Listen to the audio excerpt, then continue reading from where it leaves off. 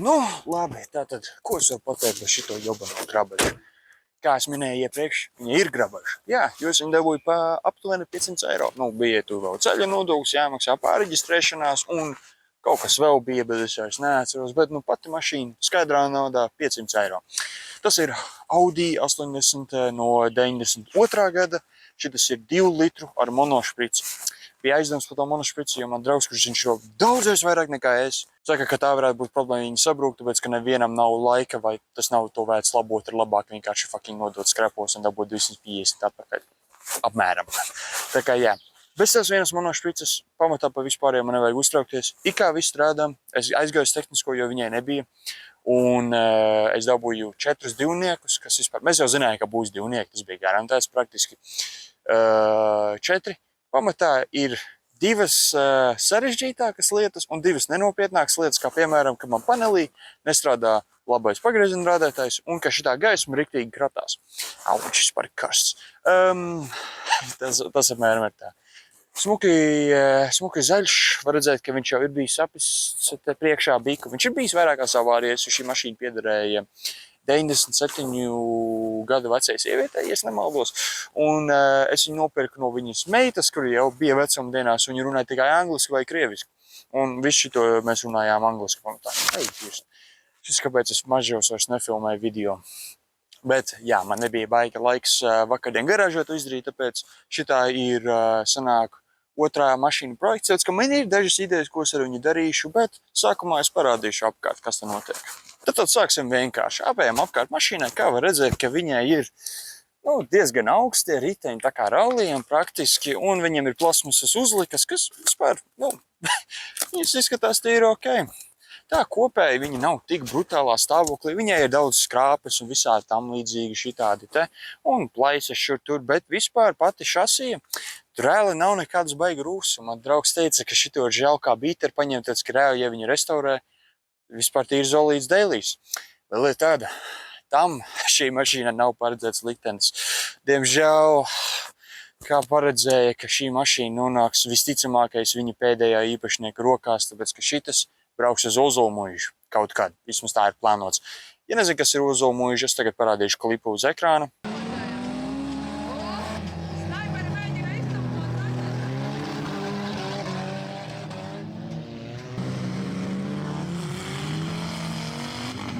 Jā, tāds apmēram ir viņas paredzotais mērķis. Protams, būs viņai modifikācijas, es šo to plānoju uz Ozolmuižu, varbūt es uzlikšu metālu kaut kādu priekšas tā kā rampu, tā kā Mad Max, bet tas ir tālu nākotnē. Tātad pastāstīšu par biku modifikācijām, ko es jau esmu viņā izdarījis. Bez tīrīšanas iekšā, protams, pamatā es parādīšu pašu engine bay. Tātad atverot visu, atveru kaputu, var redzēt visu šito brīnumu darbu. Tikai viena lieta, ko es gribēju pieminēt, šī baterija nav manējā baterija ir pie Pētera, tāpēc, ka mums ir jāpārbauda, viņai ir aizdomas, ka viņa varbūt izlādējas baigi ātri pati sevi. Es nezinu, kas ir, bet kroči man ir Pēčas baterija pagaidām. Un gadījumā, ja tā otra baterija aiziet kaput, tad, varbūt vajadzēs nopirkt jaunu. Bet šitas ir domāts bīteris visburtiskākajā veidā tā. Ko es varu parādīt? Vismaz es varu parādīt to, ko es zinu. Es tikko ar viņu braucu, ka viņa ir karstas, baigi nekam negribu skatīties klāt. Bet ir dažas pamanāmas problēmas. Mēs varam sākt ar šito, kas bija vakardienas darbs. Ja paskatās te uzmanīgi, var redzēt, ka te ir visādas metāla huiņas. Viņas pašas ir karstas. Un, jā, izsakot, kad es atvēru šitas fēns, kas ņem no radiatora no karstumu, vienkārši fucking nokrita un uzskata virsū uz fēnbelta un sāka bersties riktīgi. Tā bija ļoti naidīga skaņa. Man nebija zavilcis vai ko, es improvizēju ar alumīniem stieplēm, ko es izvilku burtiski no miskastes. Tas nav pārspīlējums. Un kaut kādu metāla stiepli, ko es atradu arī kaut kur. Un man arī bija situācija šeit ar pašu lampu. Ka man šajā te vietiņā ir ielikts plasmasas kurķis, lai pati gaisma nekustās tik daudz. Viņa joprojām kustās, viņai vajadzētu būt kā otrais, nevar baigi parādīt, kad baigi nekustās. Bet te ir bijuši 3 miljonu saurumu izgriezt, un es paņēmu plasmasas kurķi, tāpēc, ka oriģinālā detaļa, kas tur bija, vienkārši fucking pazuda. Es viņu izņēmu, viņa iekrita kaut kur dzinējā tur, un es viņu neatradu pēc 40 minūtēm. Tāpēc es paņēmu plasmas kortu. Jauki, tagad man viņu... Da, bļaļ. Nē, fucking atkal. Zājiba. Bet, priekš bīteru, ko vairāk vajag. Ko vēl es varu parādīt? Šeit var redzēt, ka biku kaut kas tek. Es vēl neesmu izdomājis, es nezinu, kas konkrēti, man liekas, ka tosols vienkārši tek, varbūt šitā te daļa vai vadi, nezinu, man nav nejausmas. Tur man būs ar Pēteru jārunā, tāds, ka man nemazākās poņas bez šito, ja godīgi. Bet, jā, tas ir apmēram šeit. Es izspiedu 145 km, bet es zinu, ka viņš var vairāk samērā viegli. Viņš ir bijusi ar priekšu savārīt, tāpēc, ka šitā daļa ir vielot, viņa nāk no kāda cita Audi. Bet pamatā tas ir viss, ko es varu pateikt par dzinēju. Bet labi, tad ko es varu beigās pateikt par pašu interjeru? Protams, kā visos 90 gadu mašīnās, vismaz priekš parastā cilvēka, es atzīšu, ka nav baigi daudz ko skatīties. Tev ir stūra, neieslēdz mašīnu, bet pamatā viss strādā, kam vajadzētu. Man pat ir radiosistēma, pa kuru es nepārbaudīju, vai viņi strādā, tagad es nopirku mašīnu, jo es pilnīgi par to aizmirsu. Tikai ir viena lieta, kas šitajā visā interjerā man reizē patīk, bet reizē mani fucking kaitina. Ir tas, ka ja paskatās ļoti uzmanīgi, un es paņemšu kameru šeit, var redzēt, ka kaut kas nav labi ar tahometru. Nav tahometra, tas ir fucking pulkstens.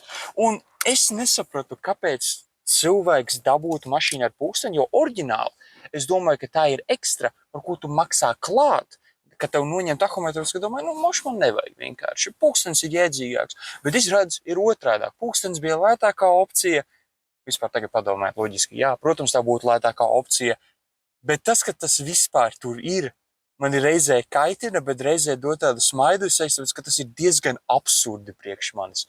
Un priekš vecā cilvēka, kas šo mašīnu nopirka gadiem atpakaļ, es saprotu, kāpēc. Tāpēc, ka var pēc mašīnas sajūtas, pat es, kurš nav eksperts, var sajūst, ka mašīna nav pametusi virs 3. pārnesuma gadiem. Vienkārši gadiem. Tā kā es viņu nopirku, viņa stāvēja gadu vienkārši ārpus parkingā, viņa bija diezgan netīra, viņa smirdēja, pat pelēns bija iekšā, bet to satīrīja un beigās sanāca tīri ok. Kopēji par pārējo interjeru man nav daudz ko minēt. Var redzēt, ka ir pogas, nav nekāds screens, touchscreens vai ko. Ventilācija ir, viņa dažreiz strādā, dažreiz nē. Pārnesums, 5-kārbu, bremze, rokas bremze un aizmugurē nekā nav, pat ne kabatas, neko. Ļoti basic interjeras, neko vairāk sirdī nevajag, tā kā tas arī ir viss. Bet tātad, ko es beigās domāju par šito mašīnu visparastākajā veidā, ko varētu?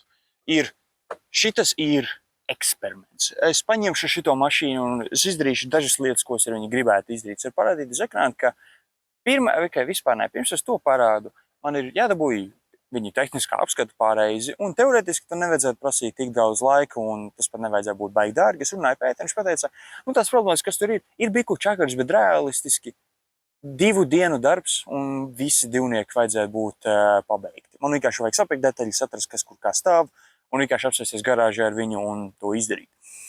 Bet bez tā man ir viena vizuāla modifikācija, vispār 2, ko es gribētu, bet es redzēšu, kā beigās tas sanāks. Es šitai mašīnai gribu uzlikt 2 baltas rally stripes.